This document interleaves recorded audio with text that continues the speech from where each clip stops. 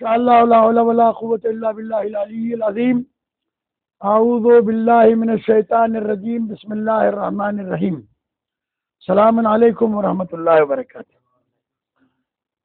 آج ہمارا یہ تیسرا درس ہے اس سلسلے میں، عقائد کے سلسلے میں، کیونکہ سب سے اہم ترین مسئلہ یہ ہے کہ دو قسم کے عقیدے ہوتے ہیں. ایک اختراعی عقیدہ ہوتا ہے.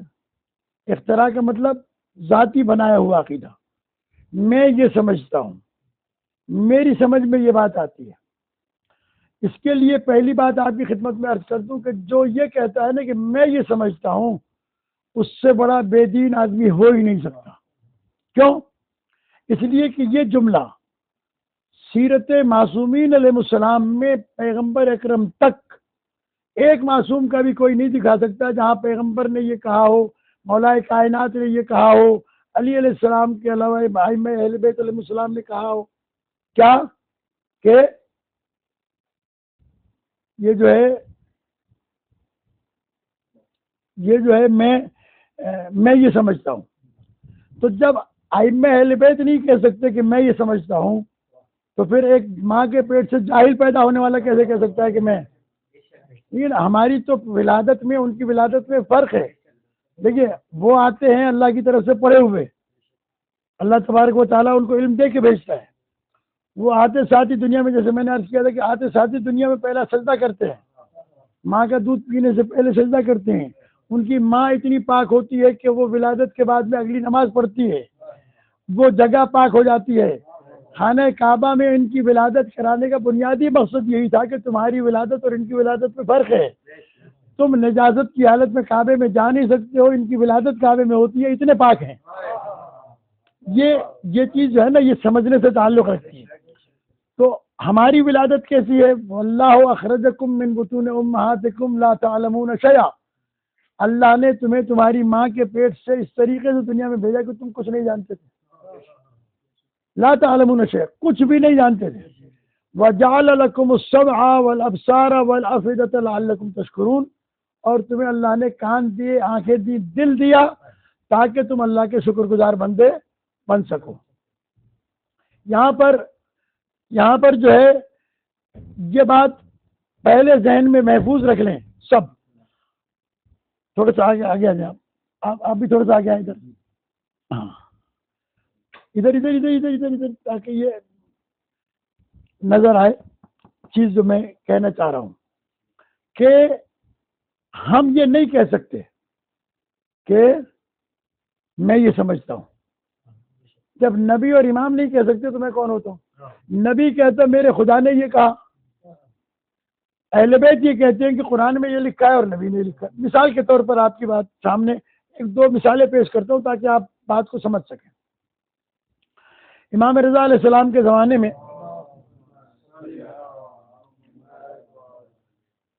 مامون رشید عباسی بیمار ہو گیا. اس کی ماں نے منت مانی کیا کہ میرا بیٹا صحت یاب ہو جائے گا، میں مال کثیر اللہ کی راہ میں خرچ کروں گی. اچھا، مال کثیر کی مقدار تو معین نہیں ہے، کثیر میں کیا آئے گا؟ جب یہ ٹھیک ہو گیا تو اس کی ماں نے کہا کہ میں نے منت مانی تھی، علماء سے پوچھو، وہ بتائیں کہ بھائی مال کثیر کی مقدار کتنی ہوتی ہے.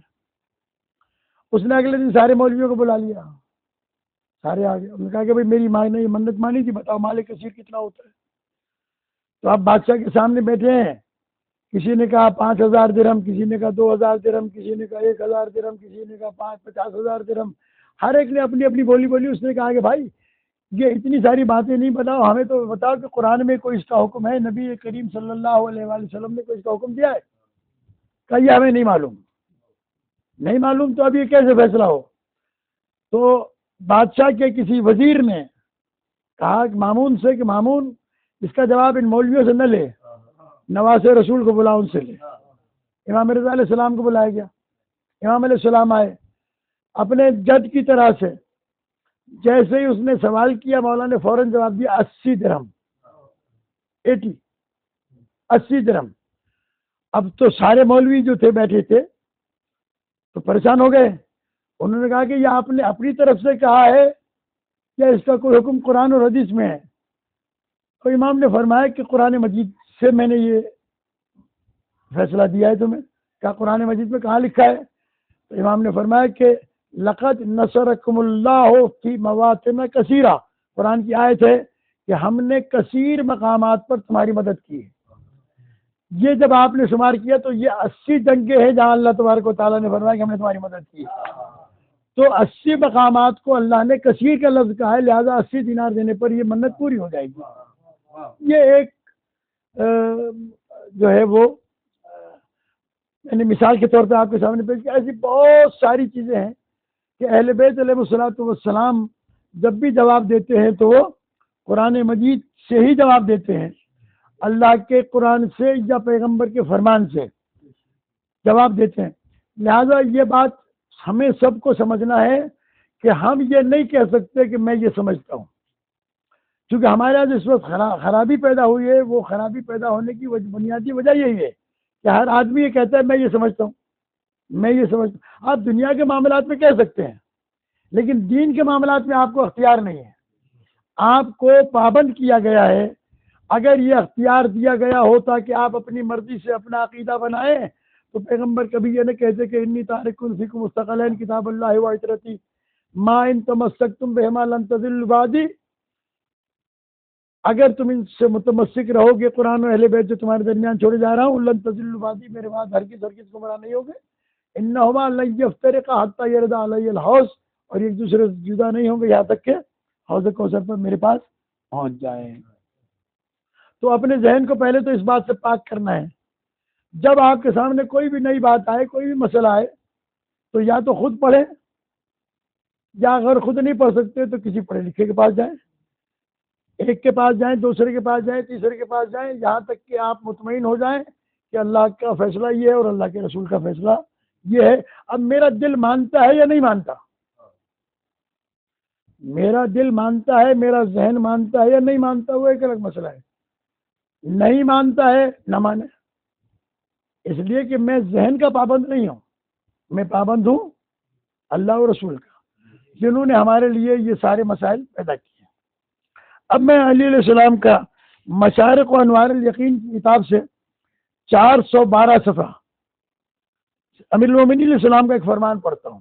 مولا فرماتے ہیں وہ امیر المومنین قد قسم شیعتہ لثلاثۃ اقسام. امیر المومنین علیہ السلام نے اپنے شیعوں کو 3 حصوں میں تقسیم کیا ہے. کتنے حصوں میں؟ 3 حصوں. انہوں نے قال خیر شیعتی النمط الاوسط، اور ان تینوں میں سے بہترین شیعہ وہ ہے جو درمیان کے اندر ہے. لائٹوں کھول کے دیتا ہوں،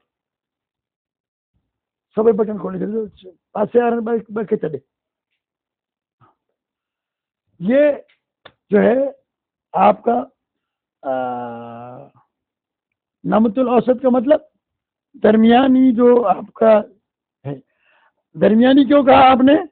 الیہم یرجع الغالی، یہ جو درمیانی قسم کے ہمارے شیعہ ہوں گے، امیر المومنین فرماتے ہیں ان کی طرف غالی کو بھی پلٹ کے آنا پڑے گا، وہ بہم یلق التالی، اور پیچھے رہ جانے والے کو بھی ان سے آ کے ملنا پڑے گا. یہ وہ شیعہ ہیں جو علی علیہ السلام کے پسندیدہ ہیں.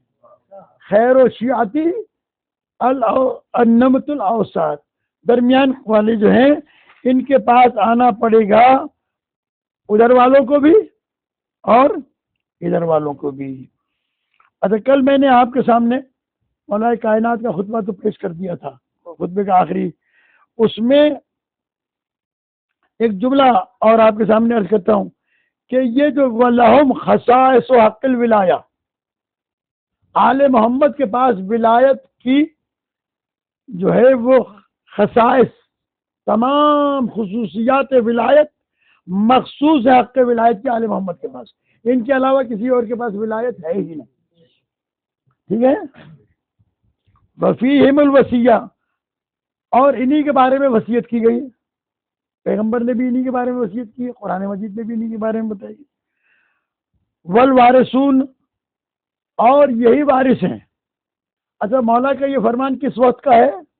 جب مولا کائنات 4تھی منزل پر پہلی مرتبہ ممبر پہ آئے تھے، اس وقت مولانا نے کہا، اور ابھی جملہ اس کے بعد والا میں آپ کو سناتا ہوں، کہتے ہیں الان رجع الحق الى اہلہ، اب اس منزل پر آ کر حق اپنے اہل تک پہنچا ہے، رجع الحق الى اہلہ، اپنے اہل تک پہنچا ہے، ونقل الى منتقلہ، اور نقل ہوا ہے وہاں پر جہاں اسے نقل ہونا چاہیے تھا، جہاں تک منتقل ہونا چاہیے تھا، اب حق اپنے پاس آیا ہے۔ اچھا، یہ چیز جو ہے یہ آپ کی سمجھ میں آ گئی کہ ہمیں اپنی رائے سے کوئی عقیدہ نہیں بنانا ہے، ہمیں جو بھی عقیدہ بنانا ہے وہ قرآن اور اہل بیت علیہ السلام سے لینا ہے۔ اس کے بعد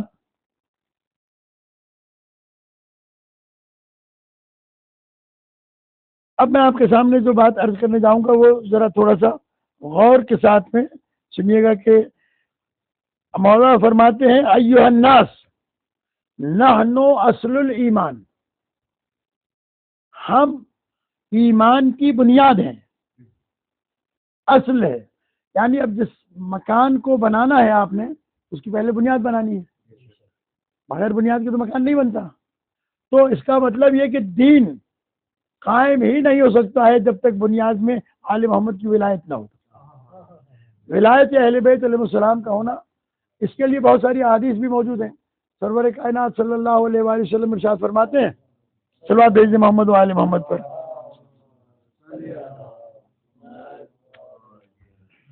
اور یہ بڑا خوبصورت بیان ہے جو میں مولا کا آپ کے سامنے پڑھنے جا رہا ہوں، اسے سنیں گے توجہ سے تو انشاءاللہ آپ کو بہت مزہ آئے گا اور ایمان تازہ ہوگا کہ یہ چیز پیغمبر نے فرمایا کہ یا علی، دنیا کا سب سے بڑا جھوٹا ہے وہ انسان، یعنی جھوٹ بولنے والوں میں جو سب سے بڑا جھوٹ بولنے والا ہے وہ کون ہے؟ فرماتے ہیں وہ جو اللہ کی وحدانیت کا اقرار کرتا ہو، میری رسالت کا اقرار کرتا ہو اور تیری ولایت کا انکار کرتا ہو۔ جو تیری ولایت کا انکار کر دے، نہ وہ خدا کی وحدانیت کا اقرار اس کے کام آئے گا، نہ میری رسالت کا اقرار اس کے کام آئے گا۔ یہ پیغمبر کی حدیث ہے۔ اچھا، ایھا الناس نحن اصل الایمان و تمامہ ونحن وصیت اللہ فی الاولین، جیسا میں نے ابھی کہا کہ ہمارے بارے میں وصیت کی گئی اولین میں یعنی آدم علیہ السلام سے لے کے عیسیٰ علیہ السلام تک تمام انبیاء کو وصیت کی گئی ہمارے بارے میں کہ وہ ہماری ولایت کو قبول کریں۔ جیسا کہ قرآن مجید کی ایک آیت ہے، وہ کسی شیعہ نے پڑھی کوفے میں مولا کائنات کے زمانے میں، صبح مولا کے پاس آ گیا، کہا مولا میں قرآن پڑھ رہا تھا اور میں نے یہ آیت پڑھی اور اس آیت کے پڑھنے سے میرا ایمان ہل جل ہو گیا، ڈاواں ڈول ہونے لگا۔ میں کون سی آیت ہے؟ تو وہ آیت ہے وَاسْأَلْ مَنْ أَرْسَلْنَا مِنْ قَبْلِكَ مِنْ رُسُلِنَا، اور سوال کرو ان تمام رسولوں سے۔ کس سے کہا جا رہا ہے؟ سرور کائنات سے، آخری پیغمبر حضرت محمد مصطفیٰ صلی اللہ علیہ وآلہ وسلم سے۔ وَاسْأَلْ، اور سوال کرو، من ارسلنا من قبلک من رسولنا، جو تم سے پہلے رسول ہم نے بھیجے ان سے سوال کرو۔ ظاہر سوال بتایا گیا ہوگا نا، سوال۔ اب وہ یہ شیعہ جو مولا کے پاس آیا کہتا میرا ایمان یہ آیت پڑھ کے ڈاواں ڈول ہو گیا، کہا اس لیے ڈاواں ڈول ہوا کہ پیغمبر آئے سب سے آخر میں،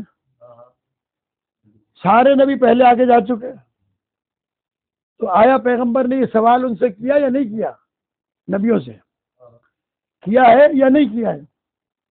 اگر کیا ہے تو مجھے موقع نہیں سامنے آتا کہ کہاں کیا ہے، اور اگر نہیں کیا ہے تو اللہ کے حکم کی عدولی کرنے والا رسول کیسا اللہ کے حکم کو پورا نہ کرے۔ آپ نے مسکرا کے کہا، کہنے لگا کہ تو نے یہ بات اس لیے نہیں سمجھی کہ تجھے اس آیت کا شان نزول معلوم نہیں ہے۔ شان نزول کیا ہوتا ہے کہ کس وجہ سے کون سی آیت کہاں پر نازل ہوئی ہے۔ مثلا چادر میں تھے پنجتن، آیت تطہیر نازل ہوئی۔ صحابہ کرام اجر رسالت دینے کے لیے لائے تھے کچھ سامان، آیت نازل ہوئی قل لا اسألکم علیہ اجرا الا المودۃ فی القربى۔ تو یہ ان آیت کا شان نزول کہلاتے ہیں۔ امیر المومنین علیہ السلام نے حالت رکوع میں انگوٹھی دی، آئے ولایت آئی انما ولیکم اللہ ورسولہ والذین آمنوا، یہ شان نزول کہلاتا ہے۔ تو مولا نے فرمایا تمہیں شان نزول کا معلوم علم نہیں ہے۔ کہا مولا پھر آپ بتائیں؟ تو مولا نے کہا کہ یہ آیت زمین پہ نازل ہی نہیں ہوئی ہے، کیونکہ قرآن مجید کی آیات جنگوں میں بھی نازل ہوئی ہیں، گھروں میں نازل ہوئی ہیں، مسجد میں نازل ہوئی ہیں، امن میں نازل ہوئی ہیں، اور جب پیغمبر معراج پر گئے تھے اس وقت بھی نازل ہوئی ہیں۔ تو تجھے اس آیت پر شک اس لیے پڑا ہے کہ تو اس کا شان نزول نہیں جانتا۔ کا شان نزول کیا ہے؟ مولا نے فرمایا اس کا شان نزول یہ ہے کہ جب پیغمبر معراج پر گئے تھے اور واپس آ رہے تھے تو انبیاء کرام کے ارواح نے، رسولوں نے اللہ سے درخواست کی کہ معبود آج ہمارا امام آ رہا ہے، امام الانبیاء، ہم چاہتے ہیں کہ ایک نماز اس کے پیچھے پڑھ لیں۔ تو چوتھے آسمان پر سارے انبیاء کی ارواح کو جمع کیا گیا، وہاں سارے انبیاء نے ہمارے نبی کے پیچھے نماز پڑھی۔ جب نماز تمام ہوئی اور پیغمبر نماز پڑھا کے کھڑے ہوئے تو یہ آیت نازل ہوئی جبریل لے کے کہ اب یہ سارے ہیں تیرے سامنے، ان سے پوچھ کے یہ کیوں بھیجے گئے تھے، یہ کیوں بھیجے گئے تھے؟ تو اس وقت انہوں نے سب نے مل کے یہ کہا کہ بعثنا علی توحید اللہ وعلی نبوتک وعلی ولایت امیر المومنین علی علیہ السلام والائمۃ المعصومین من ولدہ، ہم بھیجے گئے تھے تاکہ ہم اللہ کی وحدانیت کا ذکر کریں، پیغمبر کی رسالت کا تذکرہ کریں، اور علی کی ولایت کا تذکرہ کریں، اور علی کی ولایت میں جو اس کی اولاد میں امام ہے ان کا تذکرہ کریں۔ یعنی وہ معصوم امیر المومنین فرماتے ہیں کہ کیا کہا مولا نے کہ نانو وصیت اللہ فی الاولین، ہم اولین میں اللہ کی وصیت ہے، یعنی اللہ نے ہر نبی سے یہ وصیت کی کہ جا کے تبلیغ کرنا کون کون آنے والا ہے اور کیا کیا ہونے والا ہے۔ والآخرین، اور آخرین میں بھی ہماری وصیت ہے۔ وَنَحْنُ قَسَمُ اللَّهِ الَّذِي أَقْسَمَ بِنَا، اور ہم اللہ کی وہ قسم ہیں جو اس نے ہمارے نام سے کھائی ہے، والتین والزیتون وطور سینین وہذا البلد الامین، یہ جو قسمیں اللہ نے قرآن مجید میں کھائی ہیں یہ فروٹ کی قسمیں نہیں ہیں، اس سے مراد ہم آل محمد ہیں، ہم اللہ کی وہ قسمیں جو اس نے کھائی ہیں۔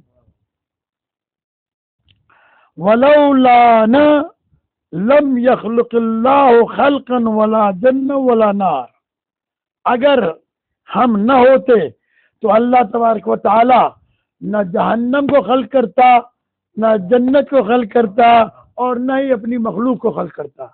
اس نے یہ کائنات خلق کی ہماری وجہ سے، اس نے پوری کائنات کو ہماری وجہ سے خلق کیا ہے۔ لہذا ان عقیدے کو سنبھالنا اور ان کو سمجھنا یہ بہت زیادہ ضروری ہے کہ ہم اس بات کو اچھی طریقے سے اپنے اندر محفوظ کر لیں۔ میں نے یہ جو آپ کے سامنے روایت پڑھی، اس کا دوسرا حصہ جو اس کا پہلا ہے وہ میں کل عرض کروں گا آپ کے سامنے، تاکہ آپ کو اچھی طریقے سے یہ باتیں ذہن نشین ہو جائیں۔ اللہ تبارک و تعالی ہمارا سنا ہوا، ہمارا پڑھا ہوا اپنی بارگاہ میں قبول فرمائے، اور ہمیں اہل بیت علیہ السلام کا اس دور میں صحیح معنی میں پیروکار بننے کی اور اپنے عقیدے کی حفاظت کرنے کی توفیق عطا فرمائے۔ السلام علیکم ورحمۃ اللہ وبرکاتہ۔